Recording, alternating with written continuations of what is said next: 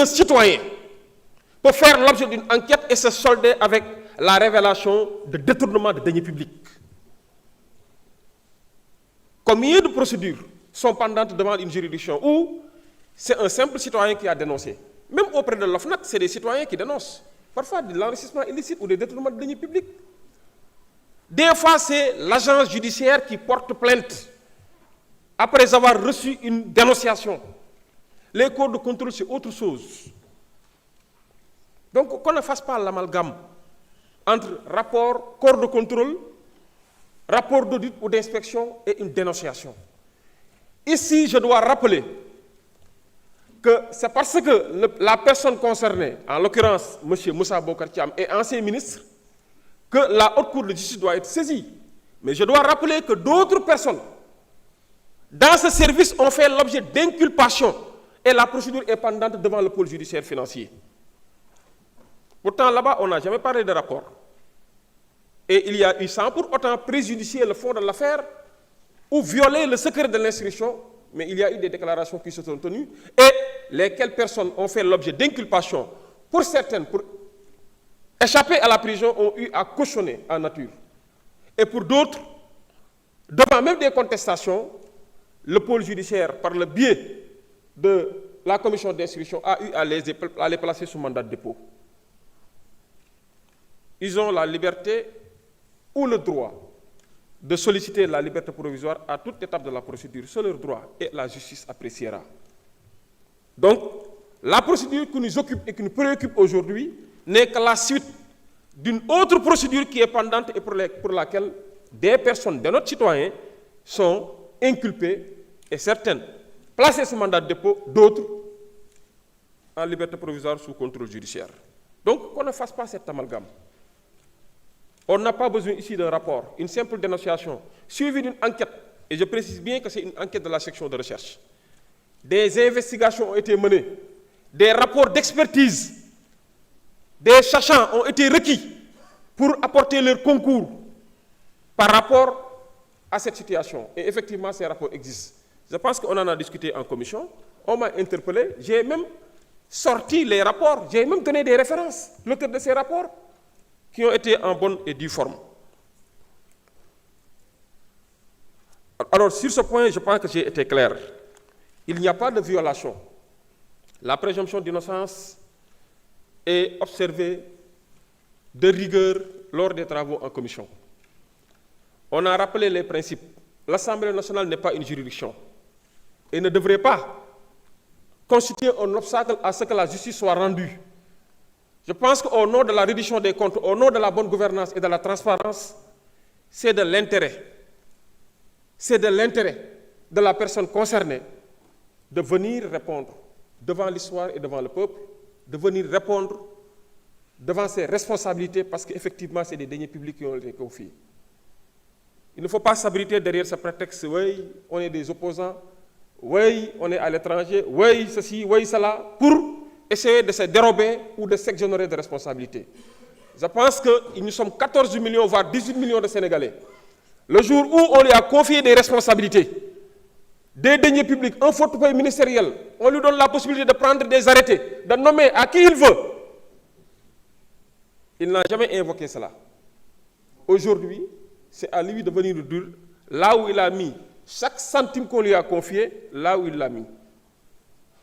Je pense que c'est des règles basiques et élémentaires en matière de bonne gouvernance et de transparence. Et cette personne, effectivement, nous a saisi d'une lettre, voire de 2 lettres, dont la seconde est en ampliation, pour demander l'ajournement de la procédure pour raison de non-conformité. Et je lui répondrai ceci.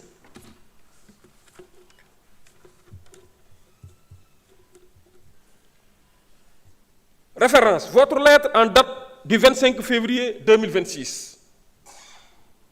J'ai bien reçu votre courrier cité en référence, par laquelle vous m'avez saisi d'une demande en contestation de régularité de la procédure tendant à votre mise en accusation devant la Haute Cour de justice. À cet égard, vous avez, tel que soutenu, saisi le président de la Commission des lois et faire ampliation au président de l'Assemblée nationale.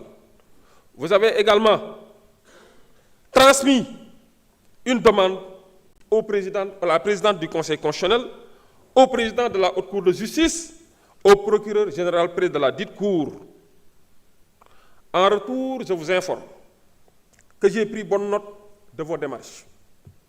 Pour autant, au vu de votre requête, vous avez sollicité l'annulation ou l'ajournement de la séance plénière projetée ce 27 février 2026 pour défaut de base légale et violation de la Constitution et de la décision numéro 2 C-2025 du 24 janvier 2025 du Conseil constitutionnel.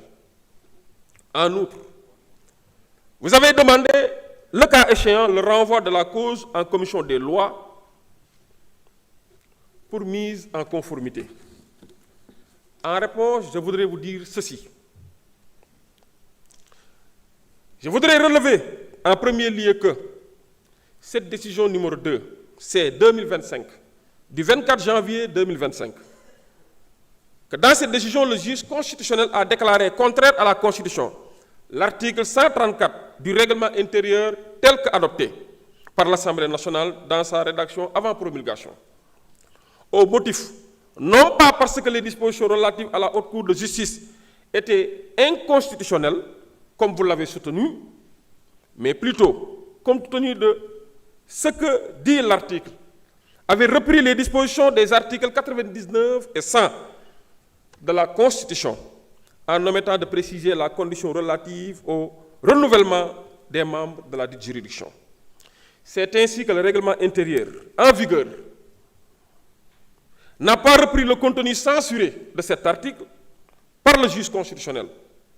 Et s'il n'a pas prévu de disposition sur la Haute Cour de justice, cet état de fait ne saurait fonder l'argumentaire selon lequel l'Assemblée nationale ne peut renvoyer aucun ministre devant la Haute Cour de justice pour défaut de base légale.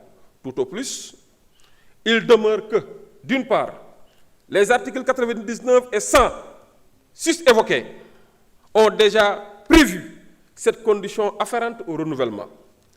Il suit de là qu'il est inopérant d'invoquer une violation de l'article 92 de la Constitution. D'autre part, au regard des articles 99 et 100 sus-visés et des articles 17, 18, 19 de la loi de 2002, 10 du 22 février 2002 portant loi organique sur la Haute Cour de justice, modifiée par la loi 2008-39 du 20 août 2008 et celle 2012-26 du 28 décembre 2012, il est prévu une procédure de mise en accusation, laquelle permet la saisine de la dite Cour par une résolution votée à l'Assemblée nationale dans les conditions prévues à l'article 101 de la Constitution. Et à l'examen du dit article, il apparaît sans équivoque que les actes accomplis par un ancien ministre du gouvernement, notamment un ex-ministre, sont justiciables de la Haute Cour de justice lorsqu'ils ont été accomplis dans l'exercice de ces fonctions qualifiées crime ou délit au moment de leur commission. En deuxième lieu, il convient de rappeler que conformément aux articles 27.7, 35 alinéa 2 et 39 alinéa 1 du règlement intérieur, la commission des lois, de la décentralisation du travail et des droits humains, à laquelle sont dévolues les questions relatives du secteur de la justice, relatives au secteur de la justice, est appelée durant les sessions à siéger pour les affaires qui lui sont soumises par la conférence des présidents, ainsi que les documents et pièces s'y rapportant. Or, la séance plénière prévue pour ce jour entend statuer sur la résolution de la dite commission portant votre mise en accusation devant la Haute Cour de justice. En tant qu'ancien ministre, sur ce point, l'Assemblée nationale peut inscrire à l'ordre du jour la discussion d'une résolution présentée par l'une de ces commissions, ainsi qu'il est dit à l'article 103 du règlement intérieur. Dès lors, au vu de tout ce qui précède, il ne saurait être fait droit à votre requête en ce qu'elle n'est ni justifiée, ni fondée en fait et en droit. C'est la réponse que je voudrais adresser à l'ancien ministre qui nous a saisis pour demander l'ajournement. Monsieur le Président, chers collègues, l'acte que nous nous que nous nous apprêtons à accomplir constitue l'exercice d'une des prérogatives les plus solennelles que la Constitution confère à la représentation nationale.